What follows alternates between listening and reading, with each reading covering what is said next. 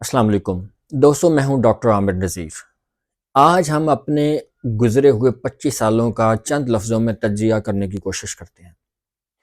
آج سے 25 سال قبل گوگل، فیس بک، یوٹیوب، ٹویٹر، امیزون، ٹک ٹاک ایسی کسی بھی اپلیکیشن کا وجود نہیں تھا، بلکہ یہ اپنے ابتدائی مراحل میں تھیں۔ اور 25 سال قبل ہمارے پاس کیا تھا؟ سیاسی چپکلش، بد انتظامی، معاشرتی بے راروی، اکنامک ڈاؤن فال۔ 25 سال کے بعد دیکھیے، آج گوگل کے کل اثاثے 1.8 ٹریلین ڈالرز ہیں۔ اسی طرح فیس بک 911 ارب ڈالر کی مارکیٹ ویلیو رکھتا ہے۔ یوٹیوب کی 30 ارب ڈالر کی برانڈ ویلیو ہے۔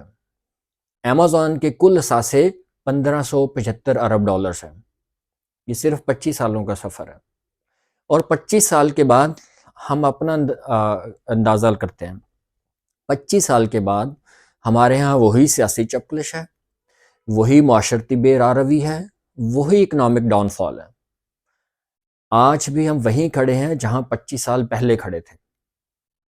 ایسا کیا ہوا کہ 25 سالوں میں دنیا اس قدر بدل گئی کہ جس ایک اینگل کا ہم نے ذکر کیا ہے، آج پوری دنیا ان اپلیکیشنز کی گرپ میں ہے۔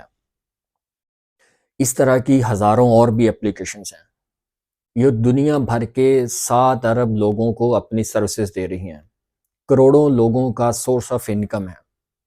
ایسا کیا ہوا کہ ہم آج بھی وہیں کھڑے ہیں اور دنیا کے جس ایک زاویے کا ہم نے ذکر کیا وہ ہم سے 5000 گنا آگے ہے۔ باقی جو دنیا کی دیگر فتوحات ہیں، دنیا نے جو دیگر کامیابی حاصل کی ہیں، وہ الگ ہیں۔ آج ہم صرف اسی ایک ٹاپک پہ یا اسی ایک ایلیمنٹ کو ڈسکس کر رہے ہیں۔ آج ہمارے پاس کوئی کمیونیکیشن کا راستہ نہیں ہے۔ آج ہمارے پاس کوئی بزنس کا راستہ نہیں ہے۔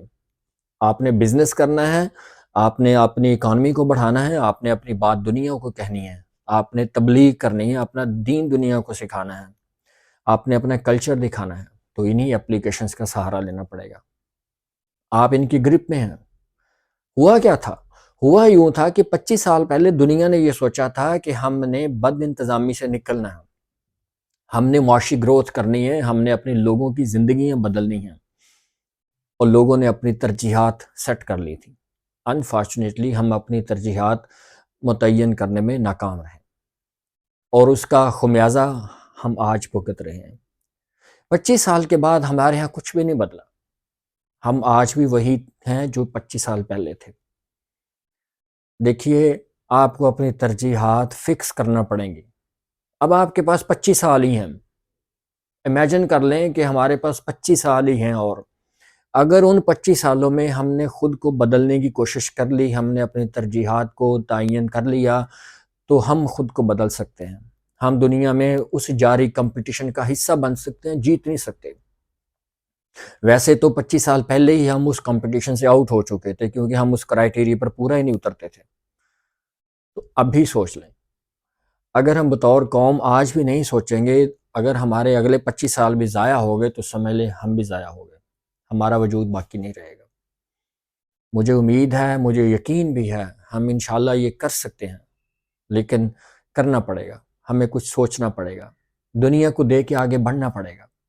جب ہم دنیا کو دیکھتے ہیں، ہمارے آس پاس کی دنیا بدل رہی ہے، تو ہمیں خود کو بدلنا پڑے گا۔ دنیا بدل چکی ہے، دنیا کے رہنے کے زاویے بدل چکے، لائف سٹینڈرڈ چینج ہو چکے، ہم وہیں کے وہیں بدلنا پڑے گا۔